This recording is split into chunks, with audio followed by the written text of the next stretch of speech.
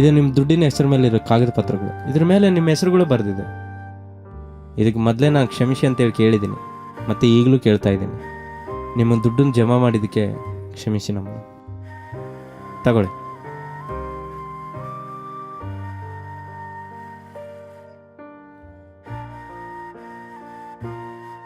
ಏನಪ್ಪ, ಪೊಲೀಸವ್ರಿಗೆ ಫೋನ್ ಮಾಡಿದ್ರೆ ಕೂಡ ನಮ್ಮ ಕಾಸು ನಮಗೆ ಬರೋದಂತ ಗೊತ್ತಾಗಿದೆ.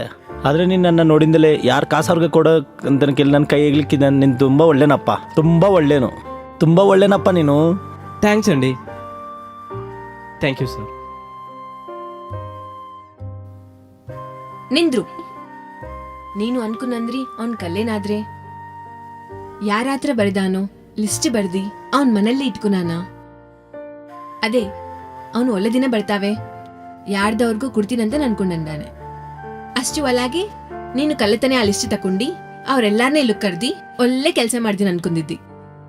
ಅದೇ ಇವಾಗ ನಿಂಕನ್ನ ಅವನೇ ಒಳ್ಳೆಂತರ್ ಕಾಣ್ತಾನೆ.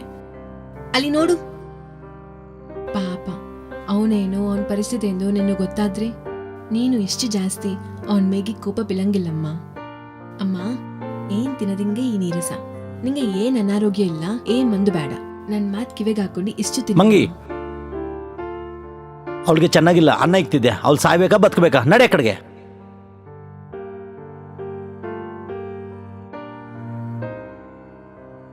ನೋಡಿ ಜಾನಕಿ, ಡಾಕ್ಟರ್ ನಿಂಗೆ ಏಸೋ ಮಂದಲು ಕೊಟ್ಟಾನೆ, ಆದರೆ ಕೂಡ ನೀನು ನೀರಿಸ್ತೀರ ಐತಿ ಆಗಿದೆ. ನನಗೆ ತೊಂದರೆ ಜಾಸ್ತಿ ಆಗಿ ಇವತ್ತೊಂದು ದೊಡ್ಡ ಡಾಕ್ಟರ್ನ ಕಲ್ತಿದ್ದೀನಿ. ಇಲ್ಲಿ ನೋಡು, ಇದು ಕೊಟ್ಟೇನೆ ಡ್ರಾಪ್ಸ್. ಇದು ಕಾಫಲ್ಲೇ ಹಾಕ್ಕೊಂತ ಹಾಕ್ಕೊಟ್ರೆ ನಾಳೆ ಈ ಟೈಮ್ಗೆ ಎದ್ದು ನಡ್ತಿರ್ತೀನಿ ನೀನು.